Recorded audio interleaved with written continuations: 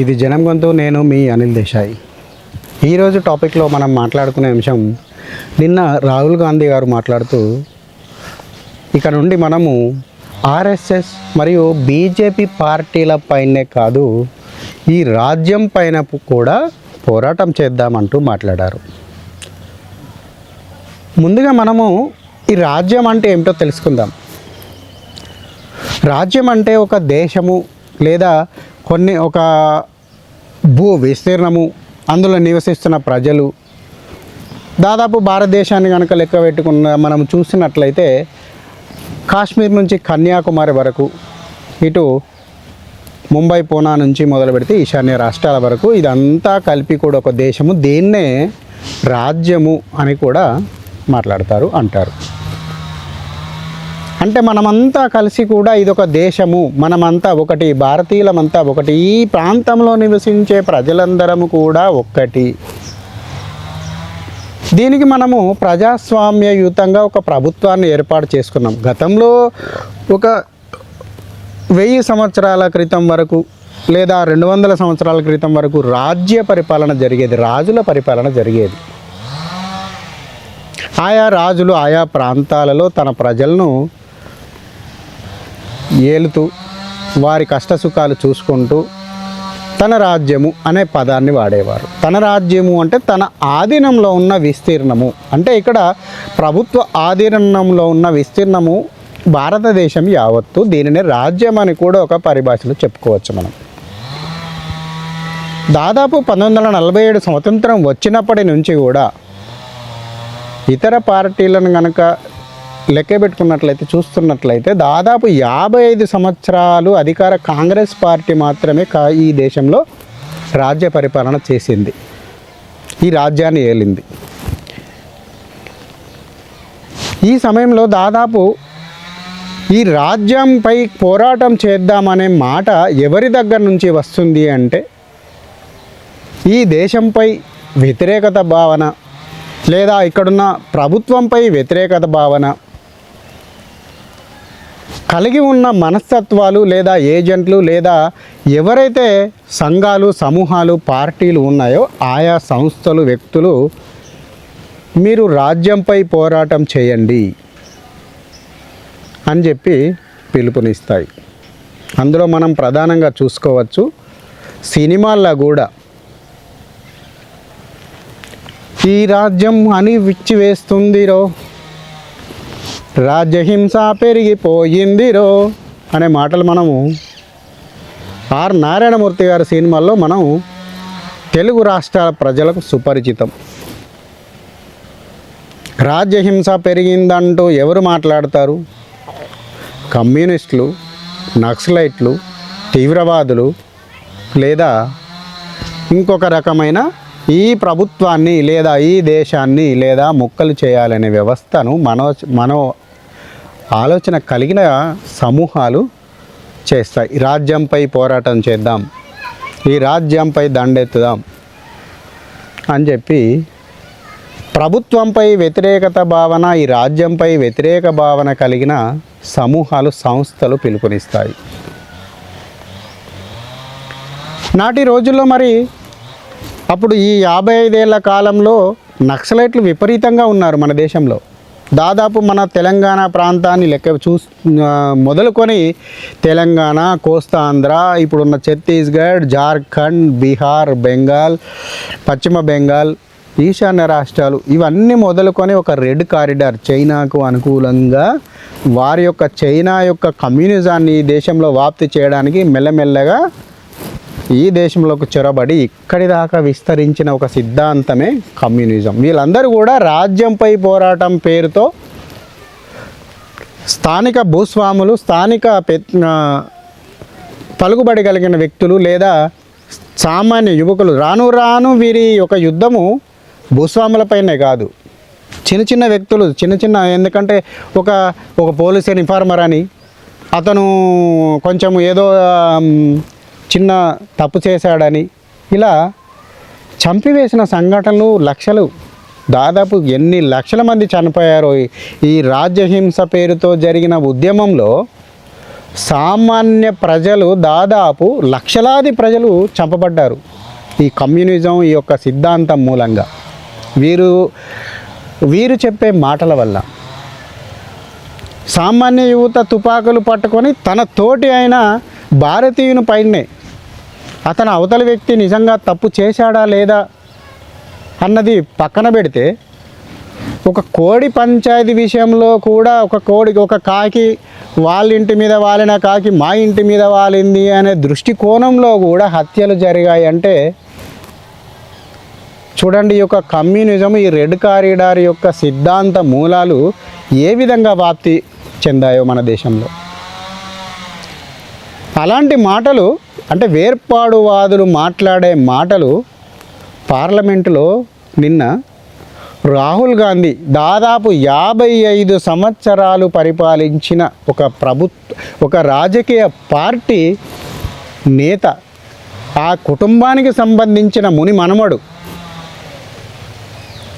అంటే 55 సంవత్సరాలు ఈ దేశాన్ని తమ కుటుంబం గుప్పిట్లోనే ఉంది. ఆయన ఇప్పుడు మాట్లాడుతున్న మాట రాజ్యంపై దండెత్తుదాం అంటే మళ్ళీ నక్సలిజాన్ని, కమ్యూనిజాన్ని, తీవ్రవాదాన్ని, అతివాద శక్తులను మేల్కొల్పడానికా ఈయన వ్యాఖ్యలు? నాటి కాలంలో భూస్వాముల పేరుతో నక్సలైట్లు చంపుతూ ఉంటే వాళ్ళంతా ఎవరు? అప్పుడు బీజేపీ లేదు, వేరే రాజకీయ పార్టీ లేవు, ఇప్పుడున్న టీఆర్ఎస్ లేదు, అటు వైసీపీ లేదు, టీడీపీ కూడా లేదు, ఇవన్నీ ఈ పార్టీలు లేవు. అప్పుడు ఉన్నదల్లా కాంగ్రెస్ ప్రభుత్వమే కింద మీద. కానీ భూస్వాముల పేరుతో భూస్వాముల హత్యలకు పూల్పడితే భూస్వాములు ప్రాణాలు అరచేతిలో పెట్టుకొని పట్టణాలకు పారిపోయారు ఆనాడు. ఈ భూస్వాములంతా ఎవరు? కాంగ్రెస్ పార్టీ సపోర్టర్సే. అయినప్పటికీ కూడా మరి అంతర్గతంగా కాంగ్రెస్కు కమ్యూనిస్టులకు ఏ విధమైన సంబంధాలు ఉన్నాయో తెలియదు. కానీ దాదాపుగా వాడుకలో ఉన్న భాష ఏంటిది అంటే, కాంగ్రెస్ పార్టీ రాజకీయ అధికారాన్ని అనుభవిస్తే కాంగ్రెస్ పార్టీకి ఏదైతే ప్రజలను ఓట్లు వేసేలా వారి యొక్క మెదళ్లను మార్చేలా వారి యొక్క పాటలు కావచ్చు, సిద్ధాంతాలు కావచ్చు, ఇతరత్ర కావచ్చు, దాన్ని వ్యాప్తి చేయడానికి కమ్యూనిజం వాడబడింది నాటి రోజుల్లో అనేది రెండు దొంది. అందుకే కమ్యూనిజం ఎక్కువగా అధికారం కోసం తాపత్రయం పడలేదు, ఎప్పుడు అధికారం కోసం కొట్లాడింది. కానీ మరి ఇంత చేసినా వాళ్ళు ఎప్పుడు కూడా అధికారాన్ని కైవసం చేసుకునే దిశగా అంటే ప్రజామోదం పొందలేదు. ప్రజామోదం పొందకుండానే వాళ్ళు వ్యాప్తి చెందారు సమాజంలో విస్తృతంగా. ఒక చిన్న తప్పు, ఒక వ్యక్తి పక్కింటి అతని నుంచి చిన్న నష్టం జరిగింది అంటే ఇతను వెళ్ళడం, నక్సలైట్లో కలవడము, తుపాకీ చేపట్టడము, తన వ్యక్తిగత పగలను తీర్చుకోవడం, ఇలా జరిగింది అప్పుడు. అంటే ఇలాంటి సిద్ధాంతం మళ్ళీ తిరిగి రావాలని, వ్యక్తిగత కక్షలు, రాజ్యం పేరుతో జరిగే హింసలో వ్యక్తిగత కక్షలను తీర్చుకోవడానికి, డెవలప్మెంట్ను నాశనం చేయడానికి, తిరిగి ఇప్పుడు ఏదైతే మనము ఈ నక్సలిజము, ఈ తీవ్రవాదము, ఈ రాజ్యహింస పేరుతో జరిగే ఒక కుహన వాదం ఏదైతే ఉందో, ఆ వాదం ఎప్పుడైతే సమసిపోయి తగ్గుతూ వచ్చిందో మీరు చూడండి, దేశంలో డెవలప్మెంట్ జరుగుతూ ఉంది. రోడ్లు విస్తరించాయి, సెల్ ఫోన్లు వచ్చాయి, టెలిఫోన్లు వచ్చాయి, సమాచార వ్యవస్థ అభివృద్ధి చెందింది. కానీ ఇదే పట్టున్న ఈ యొక్క నక్సలిజం లేదా ఈ వేర్పాటువాదం, ఈ రాజ్యహింస పేరుతో రాజ్యాన్ని ఎదిరించాలనే భావజాలం ఎక్కడైతే ఏ ప్రాంతాల్లోనైతే ఉందో, ఇప్పటికీ అక్కడ ఒక రోడ్డు వేద్దామంటే భయానక పరిస్థితి, ఒక టెలిఫోన్ టవర్ వేద్దామంటే భయానక పరిస్థితి. ఎప్పుడు ఆ టవర్ను పేల్చేస్తారో తెలియదు, ఎప్పుడు రోడ్డును కూల్చేసి కందకాలు తవ్వి కందకాల కింద మందు పాత్రలు పెట్టి వచ్చిపోయే ప్రజలను మందు పాత్రలతో చంపివేస్తారో తెలియదు. ఎవరిని చంపుతున్నారు రాజహింస పేరుతో? ప్రజలనే కదా, నీ తోటి ప్రజలనే కదా చంపేది. అంటే రాహుల్ గాంధీ కోరుకునేది ఈ రకమైన వ్యవస్థన. సరే, నువ్వు ఒక ప్రతిపక్ష నాయకుడిగా ఉన్నావు. భారత్ జోడో పేరుతో కాశ్మీర్ నుంచి కన్యాకుమారి వరకు ఒక యాత్రను నిర్వహించి ఈ దేశంలోని ప్రజలందరినీ ఏకం చేయాలి, జోడో అంటే కలపాలి, అంటే అదివరకు ఏదో విడిపోయి ఉన్నట్లుగా అనే యాత్ర చేశావు. ఫలితం సున్నా. ఎంత యాత్ర చేసినా రాహుల్ గాంధీకి అక్కడ అధికారం రాలేదు. ఎందుకంటే ప్రజలు నమ్మలేదు. 55 సంవత్సరాలుగా రాహుల్ గాంధీ ఏలిన ప్రభుత్వాన్ని, రాహుల్ గాంధీ అనంతరం ఉన్న ప్రభుత్వాన్ని చూశారు కదా. ఎప్పుడైతే నక్సలిజం ఎక్కడెక్కడైతే వ్యాప్తి లేకుండా సమసిపోయిందో, ఎక్కడైతే జీరోకు పోయిందో, ఇప్పుడు మీరు చూడండి అక్కడ డెవలప్మెంట్ విపరీతంగా ఉంది. ప్రతి ఇంటికి ఇవాళ పల్లెలు, ఒకప్పుడు ఈ నక్సలిజం ప్రభావం ఉన్న కాలంలో టెలిఫోన్ స్తంభం ఊర్లకు రావాలంటే భయపడిపోయేవారు టెలిఫోన్ ఉద్యోగులు. ఈరోజు సైకిల్ కూడా లేని పల్లెల్లో కార్లు వచ్చాయి. ఎందుకు వచ్చాయి? ఇదంతా అభివృద్ధి కాదా? ఇదంతా అభివృద్ధే కదా. ఒకరోజు పల్లెల్లో సైకిల్ కూడా లేదు. కనీసం ఒక 20 సంవత్సరాల క్రితం కనుక మనం చూసుకున్నట్లయితే సైకిల్ కూడా లేదు పల్లెలో. కానీ ఇవాళ ప్రతి ఇంటికి కారు వచ్చింది పల్లెటూళ్ళలో కూడా.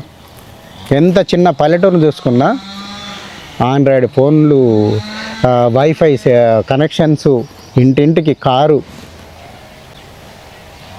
అంటే వీళ్ళంతా అభివృద్ధి పదంలోకి పోయినట్లే కదా. అంటే ఆదాయం లేకుండానే కార్లు కొంటున్నారా వీళ్ళంతా? అభివృద్ధి జరిగిన దానికి ఇదంతా వాస్తవం, నిదర్శనం, సాక్ష్యం కాదా? అంటే ఇంత అభివృద్ధి పదంలో ఉన్నప్పటికీ కూడా పేదలు కార్లు కొనిగే స్థాయికి వచ్చినప్పుడు, అంటే ఇంకా రాకపోవచ్చు, కొంతమంది ఇంకా కూడా రాని వాళ్ళు ఉండొచ్చు, కానీ వాళ్ళని కూడా ఒక ప్రయత్నం చేయాలి. వారికి కూడా ఇంకేం ప్రయత్నాలు చేయాలి, సూచనలు ఇవ్వాలి. ఒక ప్రతిపక్ష నేతగా చేయాల్సిన పని, ఆర్ఎస్ఎస్ ఏం తప్పులు చేస్తుందో చెప్పు, భాజపా ప్రభుత్వం ఏం తప్పులు చేస్తుందో చెప్పు. బయటకు దేశాలకు వెళ్ళినప్పుడు నువ్వు భారతదేశాన్ని క్రిటిసైజ్ చేసే మాటలే మాట్లాడతావు. మా దేశంలో పెట్రోల్ మండుతుంది, పెట్రోల్ పోయడమే ఆలస్యం, అంటుకుంటుంది అంటే ఈ మాటలు దేనికి సంకేతం? అంటే ఎక్కడన్నా కొంచెము నిప్పు రాజేసి ఏదైనా ఒక సమస్యను కనుక సృష్టించినట్లయితే మేము దాన్ని విస్తృతంగా ప్రచారంలోకి తీసుకొచ్చి ఆ యొక్క ప్రయత్నాన్ని దేశ ప్రజలకు నెగిటివ్గా చూపించే ప్రయత్నం మేము చేయడానికి సిద్ధంగా ఉన్నాము. అంటే మీరు పెట్రోల్ పోయండి, నిప్పు అంటు పెట్టండి, మిగతాది మేము చూసుకుంటాం.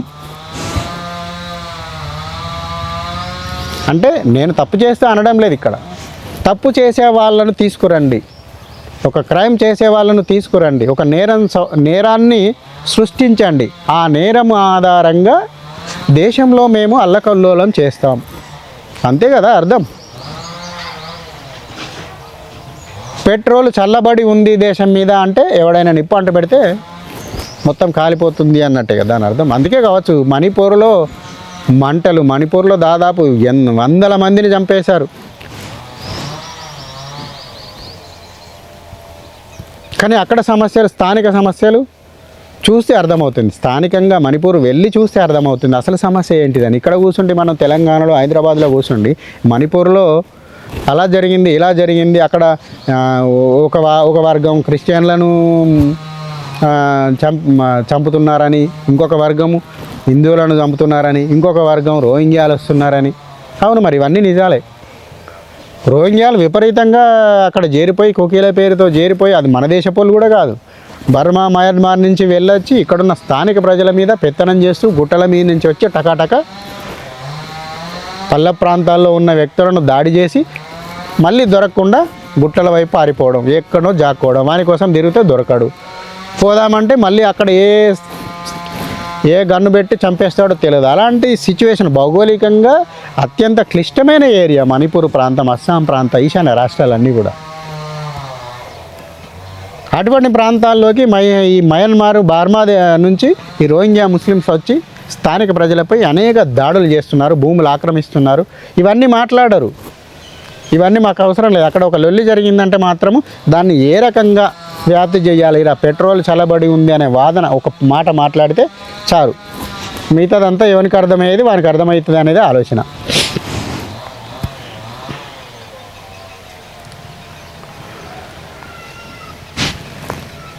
రాహుల్ గాంధీ మాట్లాడవలసింది, ఒక ప్రతిపక్ష నేతగా మాట్లాడవలసింది, బీజేపీ ఏం తప్పు చేస్తుంది, అధికారంలో ఉండి ఏం అక్రమాలకు పాల్పడుతుంది, లేదా హిందూ ఎజెండా తీసుకొని ప్రభుత్వము కొంత ప్రయత్నాలు చేస్తుంది. మరి అది ఏ మేరకు, మీరు హిందూ ఎజెండా ఏ మేరకు సాధించారు? ప్రశ్నిస్తే కనీసం మెజారిటీ అయినా న్యాయం జరుగుతుందేమో చూద్దాం. కానీ మాట్లాడేది రాజ్యహింస, రాజ్యంపై కొట్లాడదాం. మాట్లాడితే రాజ్యహింస, ఈ రాజ్యంపై కొట్లాడదాం అంటే ఒక ప్రతిపక్ష నేతగా ఆయనకి ఇది సరితూగదు. మాట్లాడవలసిన మాట కాదు. దాదాపు 55 సంవత్సరాలు ఈ దేశాన్ని పరిపాలించి తన ప్రభుత్వమే ఉండి తన ప్రభుత్వంలోనే రాజ్యంపై పోరాడదామనే శక్తులను అణిచివేసి ఒకవైపు నుంచి సోపతి, ఒకవైపు నుంచి అణిచివేత, అంటే ప్రజలకు కనబడే విధంగా అణిచివేత, కానీ లోపట లోపాయికారి ఒప్పందాలు. ఇవన్నీ ప్రజలు గమనిస్తున్నారు. గమనించకుండా ఏది జరగదు, ప్రజల మధ్యలో ఏది దాగదు. ఇంక ఇప్పుడు ఒకప్పటి లెక్క కాదు. ఇప్పుడు టెక్నాలజీ వచ్చింది. ఎక్కడో ప్రపంచం అట్టడుగున మూలకున్న మాట కూడా ప్రపంచం నలుమూలల ఈరోజు వ్యాప్తి చెందుతోంది, వినవస్తుంది. అందుకని ఇంత సువిశాల భారతదేశానికి ప్రతిపక్ష నేతగా దాదాపు 55 సంవత్సరాలు ఏకఛత్రాధిపత్యంగా పరిపాలించిన ఒక కుటుంబంలోంచి వచ్చిన మొలకగా మీరు మాట్లాడాల్సింది ప్రభుత్వ తప్పులు, ప్రభుత్వాన్ని చేసే అక్రమాలు. కానీ ఈ రాజ్యంపై పోరాడదామంటే ఈ దేశంపై పోరాడదామనే అర్థాలే వస్తుంది. మీకు ఎవరు స్క్రిప్ట్ రాసిస్తున్నారో తెలియదు, కానీ అది మీకు మీ బొంద మిమ్మల్ని తవ్వడానికి, మీ బొంద మీతో తవ్వించడానికే మీకు ఇచ్చిన స్క్రిప్ట్లు వస్తున్నాయి. జై హింద్, భారత్ మాతాకి జై.